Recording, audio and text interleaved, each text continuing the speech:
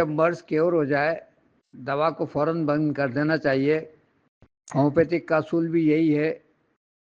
اگر ہم خامہ خواہ میں دوا کھاتے رہیں گے تو وہ مرض دوبارہ ڈیولپ ہو سکتا ہے۔ لیکن بخار کے فاسد مادے جو ہیں، اگر بخار ختم ہو جاتا ہے تو ہم اس کی دوا اگر روکتے ہیں تو وہ دوبارہ ریلیپس ہو جاتا ہے۔ یہ ہماری آبزرویشنس ہیں اور ایک دفعہ نہیں کئی دفعہ کی ہیں، تو ہم اس کو کچھ دن مزید دوا کو جاری رکھنے کو کہتے ہیں،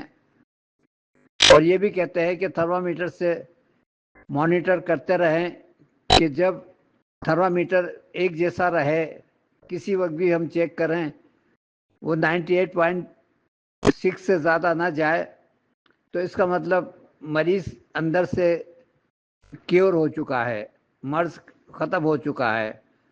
بخار کے فاسد مادے واش ہو چکے ہیں۔